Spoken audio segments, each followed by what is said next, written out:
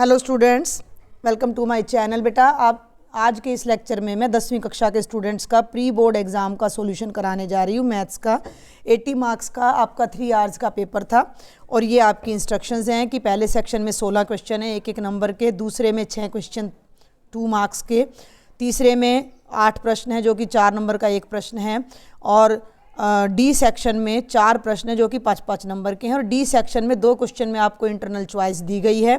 Same instructions आपको यहाँ English medium में लिख दी गई हैं, तो मैं दोनों में इसको कवर करने की कोशिश कर रही हूँ।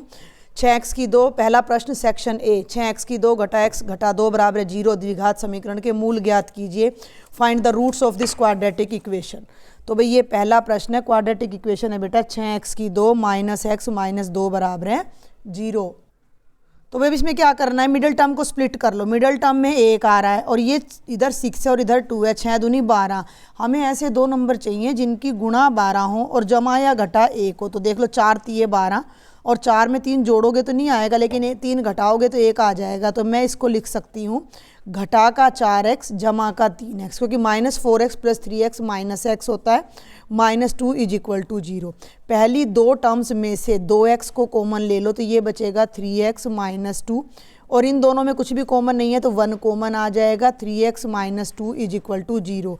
3x - 2 दोनों जगह है तो 3x - 2 कॉमन, तो ये बच जाएगा 2x + 1 = 0। 3x - 2 = 0 and 2x + 1 = 0। तो यहाँ से आ जाएगा 3x = 2, x की वैल्यू आ जाएगी 2/3, और यहाँ से आ जाएगा 2x + 1 = 0, x की वैल्यू आ जाएगी -1/2। तो ये 2 हमारे मूल हो जाएंगे जिनको आप आंसर में लिख के आ सकते हो। सेकंड है भाई 4, 10, 16 एपी का 11वां पद, find the 11th term of the AP 4, 10, 16। तो एपी का 11वां पद बिल्कुल आसान है। सेकंड क्वेश्चन है 11वां पद क्या बनेगा, a जमा 10d। एपी है 4, 10, 16, तो a तो हो गया 4, d हो गया a2 - a1, यानी 10 में से 4 गए 6। तो यहाँ आप वैल्यू रख दो, a की जगह रख दो 4 और भाई 10, और d की जगह रख दो 6, 10 × 60 + 4 64। हमारा आंसर 64 आ जाएगा सेकंड क्वेश्चन का। बहुत ही आसान सा है। आपने अगर पेपर देख लिया हो ध्यान से तो मोस्टली ये हमारे सैम्पल पेपर में से आया हुआ है। -5 -1 3 7 एपी का सारवंत्र, find the common difference. Common difference भाई बिल्कुल आसान है। जिन बच्चों को नेगेटिव में दिक्कत हो भाई -1 और 5 घटाने में, तो 7 में से 3 घटा दो 4 आ गया, मुझबानी वर्बल क्वेश्चन है।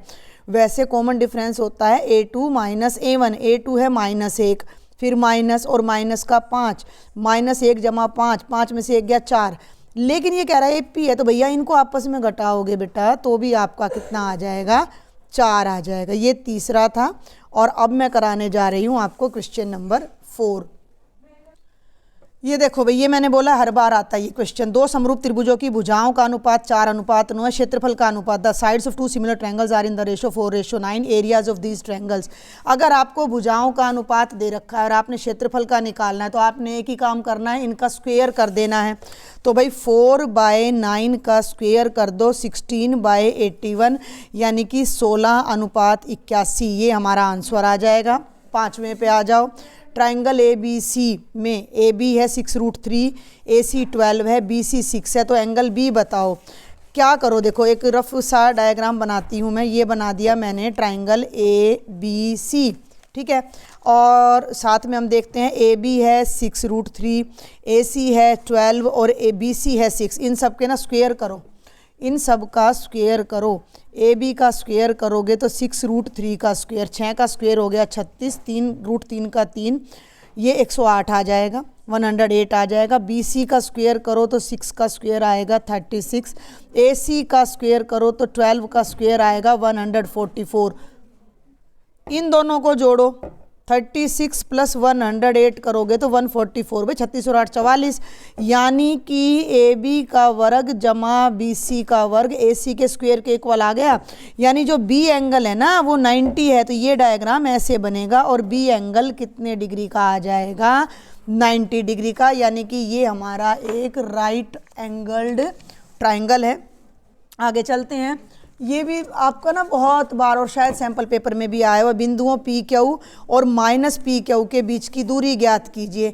तो क्वेश्चन नंबर 6, मान लो ए है आपका पी क्यू, बी है आपका माइनस पी माइनस क्यू, इसको x2 y2 ले लो, इसको x1 y1 ले लो। डिस्टेंस आपकी क्या होती है, दिस माइनस दिस, यानी कि p, भाई फॉर्मूला आपको याद होना चाहिए, x2 माइनस x1 का square plus y2 minus y1 के स्क्वायर का under root.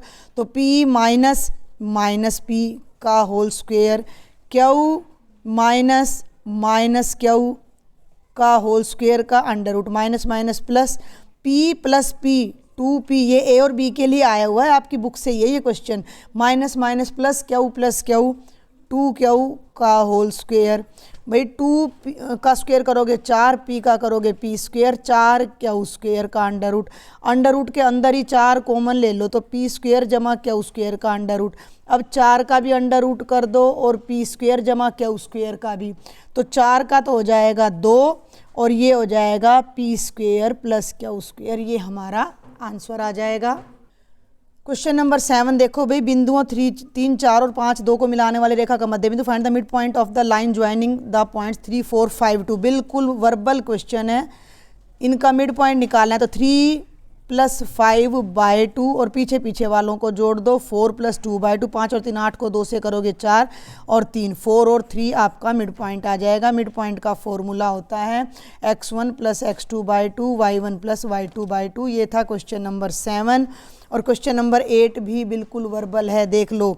Tangent 65 degree by cotangent 25। मैंने जब ट्रिग्नोमेट्री कराई है अपने बच्चों को तो मैंने डायरेक्ट बताया है, ऊपर नीचे के दोनों एंगल्स देखो, 65 और 25 का सम 90 आ रहा है, यानी कि ये पूरक कोण है, कॉम्प्लीमेंट्री एंगल्स हैं ये हमारे, ठीक है। तो ये दोनों की वैल्यू सेम रहेगी और ये कैंसिल होकर डायरेक्ट 1 आ जाएगा। फिर भी अगर कुछ बच्चों को समझना हो तो कोटेंजेंट 25 को मैं लिख सकती हूँ 90 - 65। भाई 90 में से 65 गई 25 आएगा। और हमारे पास आइडेंटिटी होती है कोटेंजेंट 90 - थीटा बराबर टेंजेंट थीटा।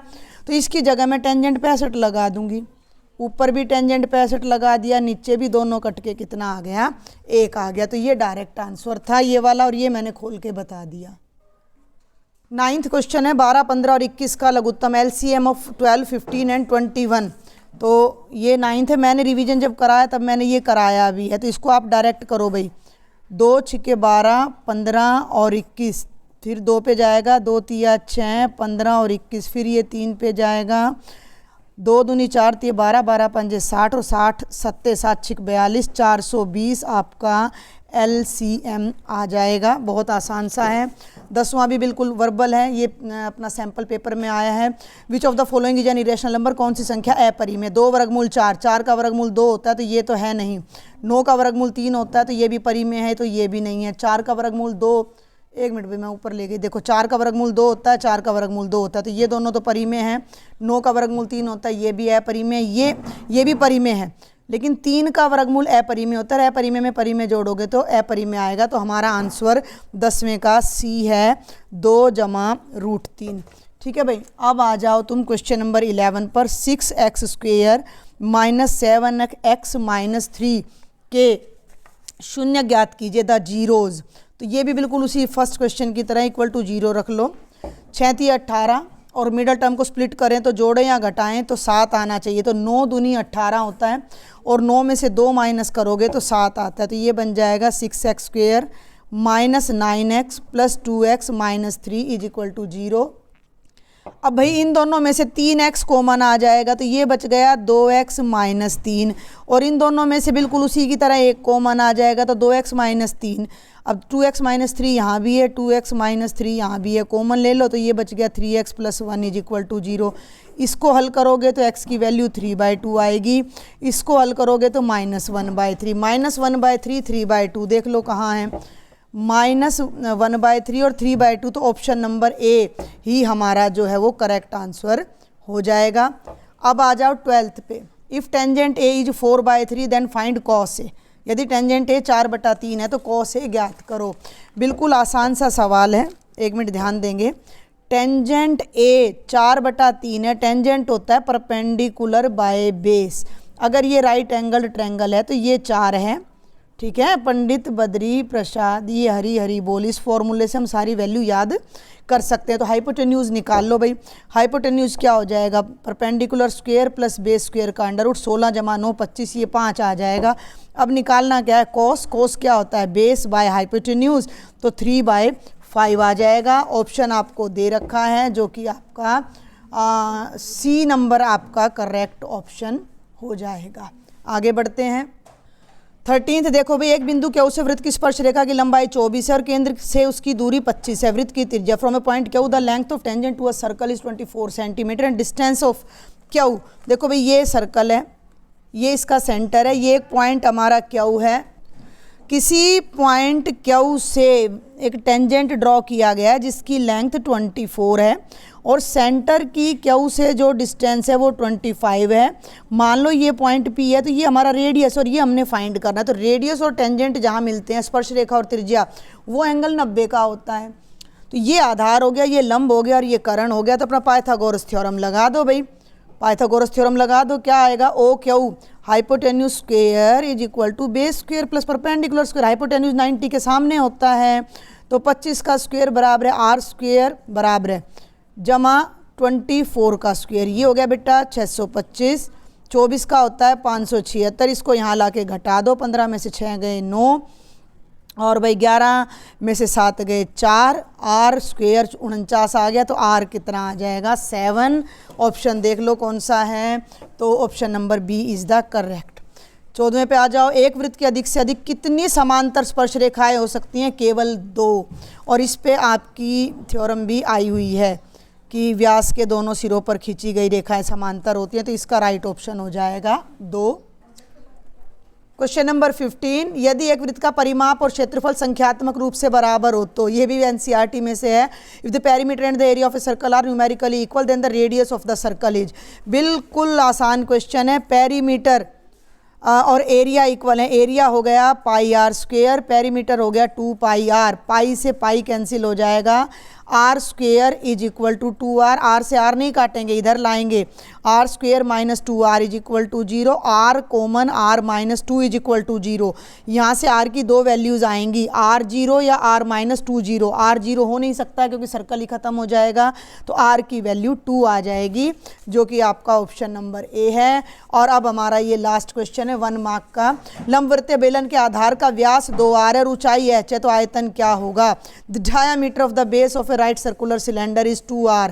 डायमीटर 2r है तो रेडियस कितना हो जाएगा r, हाइट कितनी है h, सिलेंडर की वॉल्यूम क्या होती है पाई आर स्क्वायर h। बस ये आपको थोड़ा सा बेवकूफ़ बना रहा है।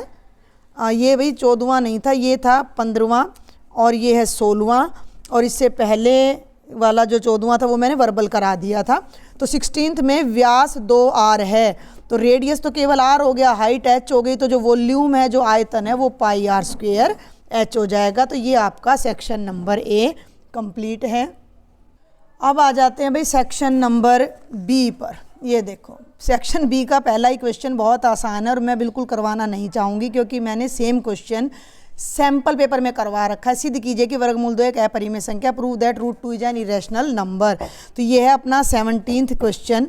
तो हम इसको थोड़ा सा मैं जल्दी बहुत जल्दी बताऊंगी, आप सैम्पल पेपर से इसका कंप्लीट सॉल्यूशन देख सकते हो। हम मान लेंगे कि वर्गमूल 2 अपरिमेय नहीं है, परिमेय है। परिमेय है तो वर्गमूल 2 को मैं p/q की फॉर्म में लिख सकती हूँ। p और q को प्राइम है। मैंने इसको फर्स्ट चैप्टर के रिवीजन में भी सेम क्वेश्चन करवाया, सुपर फास्ट रिवीजन में। सुन लो मेरी बात, मैं आपकी क्लास के लिए सुपर फास्ट रिवीजन की सीरीज ला रही हूँ, लाइव क्लास में आपकी ले रही हूँ और इम्पोर्टेंट क्वेश्चन बता रही हूँ, तो उसमें भी मैंने करा दिया है। और q नॉन जीरो है, तो ये सारी बातें हम लिखेंगे। फिर हम दोनों तरफ स्क्वेयर करेंगे तो ये आ जाएगा हमारा 2 is equal to P square by Q square. इधर ले जाओ, 2q square is equal to P square. तो यहाँ से आ जाएगा कि 2 डिवाइड्स पी स्क्वेयर, हिंदी में लिख लेना, 2 पी स्क्वेयर को भाग करता है तो 2 पी को भी भाग करेगा, तो पी की वैल्यू 2m आएगी, जिसे मैं यहाँ रख रही हूँ। बहुत जल्दी, मैं पहले ही कह रही हूँ, मैं ये क्वेश्चन अभी मैं 1 वीक में मैं तीसरी बार करवा रही हूँ। तो जो मेरे ओल्ड स्टूडेंट्स हैं उन्होंने तो देख ही रखा है इनको, और बाकी मेरे सैम्पल पेपर के लिंक से देख लेना। 2 दूनी 4, तो q स्क्वेयर आ गया 2m स्क्वेयर। तो भाई यहाँ से क्या आया, q स्क्वेयर भी 2 से डिवाइड हो गया। अब यहाँ से आया कि 2 q को भी डिवाइड कर रहा है, डिवाइड्स q, 2 क्यू को भी डिवाइड कर रहा है, 2 पी को भी डिवाइड कर रहा है। हम कह रहे हैं पी और क्यू को प्राइम है, तो ये तो गलत है। कहाँ गलती कर दी हमने? शुरू में ही मान लिया कि ये रैशनल नंबर है जो कि रोंग है, तो ये परिमेय नहीं है, ये एक अपरिमेय संख्या है। मैं फिर रिपीट कर दूं, जिन बच्चों को लग रहा हो कि ये क्वेश्चन मैंने जल्दी कराया है, तो मैंने सुपर फास्ट रिवीजन वीडियो में और प्रैक्टिस पेपर में 2 बार ये क्वेश्चन करवा दिया है, आप वहाँ से इसको देख सकते हो। क्वेश्चन नंबर 18, एक द्विघात बहुपद ज्ञात कीजिए जिसके शून्यकों का योग और गुणनफल क्रमशः -3 और 2 है। Find a quadratic polynomial the sum and the product of whose zeros are -3 and 2 respectively. तो सम -3 है, प्रोडक्ट 2 है, तो पॉलिनोमियल क्या बनेगा? x² minus sx plus P minus S की जगह -3 x प्लस 2, और ये हो गया x² minus minus plus 3x plus 2, ये आपका पॉलिनोमियल आ जाएगा। बहुत ही सिंपल सा क्वेश्चन है। 19th पे आ जाओ। p के किन मानों के लिए समीकरण युग्म का एक अद्वितीय है? For which values of p does the pair of equations given below has unique solution. Unique solution कब होता है? जब a1 by a2 is not equal to b1 by b2। ठीक है, मैं इनको थोड़ा क्विकली ही कराऊंगी। ये है भाई a1 बाय a2, कितना आ गया? 4/2 यानी 2। इनकी रेशो लोगे तो b1 बाय b2 यानी p by 2। For unique solution क्या होना चाहिए? a1 बाय a2 और b1 बाय b2 इक्वल नहीं होना चाहिए, तो 2 is not equal to p by 2। 2 को इधर ले आओ, p is not equal to 4, यानी p की वैल्यू 4 को छोड़ के कुछ भी आ जाए तो इस सिस्टम का यूनिक सॉल्यूशन होगा, अद्वितीय हल होगा। क्वेश्चन नंबर 20, ऐसी 2 संख्याएं ज्ञात करो जिनका योग 27 और गुणनफल 182 हो। Find 2 numbers whose sum is 27 and the product is 182। भाई 2 नंबर हैं, एक नंबर x ले लिया, दूसरा y। भाई x और y 2 नंबर हैं और उनका सम हमारा 27 है, तो x प्लस वाई तो आ गया 27, और उनकी जो गुणनफल है वो 182 है, तो हमारे पास आ गया xy इज इक्वल टू 182। जब गुणनफल दे दिया जाए तो ये द्विघात समीकरण का सवाल बन जाता है। ठीक है, तो इस पहले समीकरण में से y का मान निकाल लो, x को उधर ले जाओ 27 माइनस x, और यहाँ रख दो x, y की जगह रख दो 27 माइनस x बराबर है 182। तो ये हो जाएगा 27x माइनस x की 2 बराबर है 182। सारा जो ये x², इसको पॉजिटिव करना तो इसको राइट में ले जाओ। तो मेरी बात को ध्यान से सुनना, इधर से हर टर्म को मैं राइट में ले जा रही हूँ, तो इधर तो 0 बचेगा, और x² पॉजिटिव था उधर जाके नेगेटिव था उधर जाके पॉजिटिव हो जाएगा। 27x हो जाएगा प्लस 182। तो इसको हम लिख सकते हैं x² minus 27x plus 182 is equal to 0। अब ये हमारा द्विघात समीकरण बन जाता है जिसके हमने टुकड़े करने हैं, और ये सवाल बहुत बार एग्ज़ाम्स में भी पूछा जा चुका है। 14 और 13 हमारे 2 फैक्टर बनेंगे जिनका सम 27 होता है, और 14 और 13 की जो प्रोडक्ट होती है वो 182 होती है। तो हम इसको ब्रेक कर लेंगे 27 को, और इसको ब्रेक करके क्या आ जाएगा? x² minus 14x minus 13x plus 182 is equal to 0। इन दोनों में से x कॉमन ले लो, x माइनस 14, इन दोनों में से 13 कॉमन ले लो, x, भाई ये 13 से 13 कट गया, 182 को 13 से भाग करोगे 14, x माइनस 14 यहाँ भी है और यहाँ भी है, तो x माइनस 14 को कॉमन लो तो यहाँ x बचेगा, यहाँ 13 बचेगा, इज इक्वल टू 0। दोनों को इक्वल टू 0 रख दो, पहले x माइनस 13 0 है या x माइनस 14, तो यहाँ से x की वैल्यू या तो 14 आएगी या 13। अब अगर x की वैल्यू 14 है, 2 उत्तर बनेंगे। अगर x की वैल्यू 14 है तो दूसरा नंबर क्या है? y 27 माइनस x है, तो y की वैल्यू आ जाएगी 27 माइनस 14 यानी 13। तो जब x 14 है तो y 13 है, और अगर हम x को 13 ले लेते हैं तो भाई इसी से y की वैल्यू 27 माइनस 13 यानी 14। तो कहने का मतलब है कि दोनों नंबर तो 13 14 ही आएंगे, लेकिन केस आपने दोनों डिस्कस करके दिखाने हैं। तो ये हमारा आंसर आ जाएगा। 20th क्वेश्चन था ये। अब देखिए क्वेश्चन नंबर 21, सिद्ध कीजिए कि किसी वृत्त के किसी व्यास के सिरों पर खींची गई स्पर्श रेखाएं समांतर होती हैं। Prove that the tangents drawn at the ends of a diameter of a circle are parallel. 2 ही नंबर का क्वेश्चन है, तो इसमें आपने कोई दिया है, सिद्ध करना है, नहीं लिखना है। सीधा लिख दो, ये वृत्त है, ये इसका व्यास है ए बी। ए पर स्पर्श रेखा L1 खींची गई है, बी पर स्पर्श रेखा L2 खींची गई है और O केंद्र है। तो छोटी सी बात लिख देना कि O केंद्र वाले वृत्त में ए बी व्यास है। हाँ, इंग्लिश मीडियम वाले कैसे लिखेंगे, A B is the diameter of a circle with centre O। Clear. और L1 ए पर स्पर्श रेखा है, L1 बिंदु ए पर, L1 बिंदु ए पर व L2 बिंदु बी पर स्पर्श रेखा है। L1 is the tangent at point A and L2 is the tangent at point B. हमें शो क्या करना है, लैंग्वेज मिक्स हो जाए, आपको कोई घबराने की ज़रूरत नहीं है। L1 is parallel to L2, ये हमने शो करना है। अब एक बहुत सिंपल सा रिजल्ट हमें पता है कि किसी भी वृत्त की त्रिज्या, या ऐसे कह सकते हो कि जहाँ स्पर्श रेखा स्पर्श करती है उस पॉइंट से जाने वाली त्रिज्या स्पर्श रेखा पर लंब होती है। जिस पॉइंट पर टेंजेंट टच करता है उस पॉइंट से जो रेडियस जाता है that is perpendicular to the tangent. तो बस इतनी सी बात हमने लिखनी है यहाँ पर। ये भी मैंने करवाया हुआ है सैम्पल पेपर में। हम जानते हैं कि स्पर्श रेखा के स्पर्श बिंदु से, सेम रिजल्ट आपका इंग्लिश में आ जाएगा, स्पर्श रेखा के स्पर्श बिंदु हो गया है, स्पर्श रेखा के स्पर्श बिंदु से खींची गई त्रिज्या, ठीक है, स्पर्श रेखा पर लंब होती है। बस इतनी सी बात आप ज़रूर लिखना। बेशक ये 2 नंबर का है, क्योंकि कारण ही नहीं दोगे तो नंबर नहीं मिलेंगे। स्पर्श रेखा पर लंब होती है तो L1 is perpendicular to OA, और जो L2 है वो भी परपेंडिकुलर हो जाएगी OB पे। क्लियर है, आ रही है बात समझ में। तो ये वाला एंगल को 1 नाम दे दो और ये वाले एंगल को 2 नाम दे दो। तो एंगल 1 और एंगल 2 दोनों कितने डिग्री के हो गए, 90 के। लेकिन अब तुम थोड़ा सा ध्यान दो, तो ये 2 लाइन है और ये लाइन ए बी इनको काट रही है, तो ये दोनों एंगल कैसे हो गए, अल्टरनेट इंटीरियर एंगल हो गए, एकांतर अंत एकांतर कोण हो गए जो कि बराबर आ रहे हैं। और जब किन्हीं 2 रेखाओं को तीसरी रेखा काटे और अंत एकांतर कोण बराबर आए तो वो रेखाएं समानांतर होती हैं। तो आपने यहाँ लिखना है, लेकिन कोण 1 व कोण 2 कैसे कोण है, अंतः, क्योंकि 2 नंबर का है तो भी बहुत ज़्यादा भी हम नहीं लिखेंगे, एकांतर कोण है और वो बराबर आ रहे हैं, तो इसलिए L1 L2 के क्या हो जाएगी, समानांतर। इंग्लिश में आप लिख देना कि tangent at the point of contact is perpendicular to the radius, tangent at the point of contact is perpendicular to the radius. और यहाँ आप लिख देना angle 1 and 2 are alternate interior angles.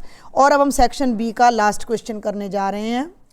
तो ये है भाई सेक्शन नंबर बी का लास्ट क्वेश्चन। अच्छी प्रकार से फेंटी गई 52 पत्तों की गड्डी में से एक पत्ता निकाला जाता है, प्रायिकता ज्ञात करो, वह एक बादशाह होगा। 1 card is drawn from A well shuffle deck of 52 cards, calculate the probability that card will be king. कितना किंग कितने होते हैं भाई, 4। कुल पत्ते कितने होते हैं, 52। प्रोबेबिलिटी आ जाएगी भाई, कुल पत्ते 52, बादशाह के